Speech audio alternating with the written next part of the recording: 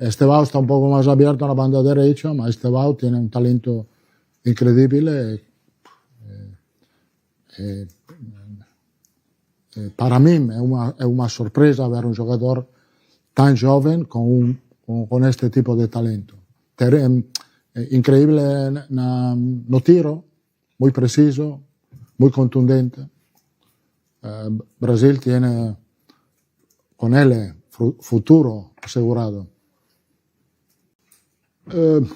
Trabalhar muito bem,